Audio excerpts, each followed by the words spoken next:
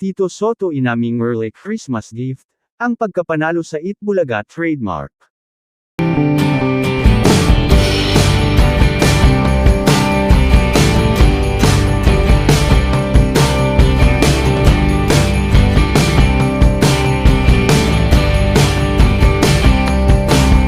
Aminado ang dating senador at isa sa miyembro ng TVJ na si Tito Soto, na isang napakagandang Christmas gift para sa kanila ang pagkakapanalo sa Itbulaga trademark.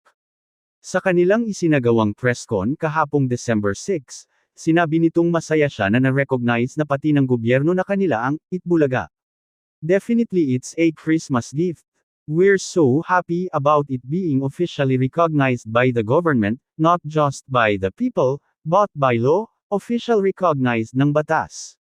So talagang parang early Christmas gift, saad ni Tito Senador.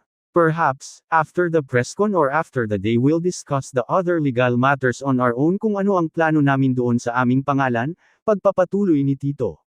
Dagdag pa niya, alam na rin naman ng mga dabarkads na sa kanila talaga ang Itbulaga. Ang biro ko nga doon sa mga kausap namin noon sa korte, sabi ko, ang alam ng tao, TVJ is Itbulaga. Itbulaga is TVJ. Kayo lang ang hindi nakakaalam, pagbabahagi pa ni Tito Senador. Saad naman ni Joey, kahit paanong itawag sa kanila, Mapa, EAT, o Itbulaga, ay okay lang sa kanya. Natatawa kami, hindi kami nagagalit. Hindi katulad sa kabila, papagalitan. Kahit matatanda, binabastos nila. Kami hindi Sasabihin lang namin, lang yun.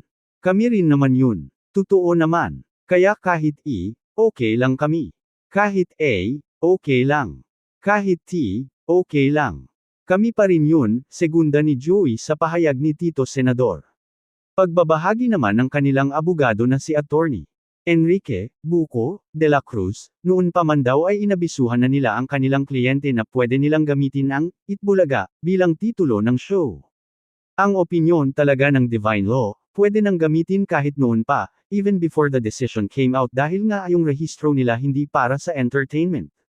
Ang rehistro nila ay para sa merchandise gaya ng sinabi ni Tito Senador, lahad ng abogado. Pero pinili na lang raw ng TVJ na gawin ang sumailalim sa proseso para maging maayos ang lahat. Dagdag pa ni Attorney Buko, sila ang pumili Si TVJ ang nagparaya street sinabing ayaw namin ng gulo. Tutal may proseso, sundan natin ang proseso. Nirespeto nila. Ngayong lumabas na at sinasabi mismo ng gobyerno na ang talagang may-ari ang may karapatan sa title na Itbulaga, o EB, ay ang TVJ, ay dapat sila naman ang rumspeto para isa lang ang gagamit. Kung ang tanong say kailan pwedeng gamitin, anytime. Sabi naman ni Vic Soto, siguro pag tumigil na yung gumagamit na iba at nagpakita ng respeto, yun na siguro ang tamang panahon na gamitin. Dagdag pa niya, pagka nagpakita na sila ng respeto at tigilan na nila ang panggagamit ng hindi na sa kanila mas masaya at siguradong hindi lang Merry Christmas kundi Happy New Year talaga.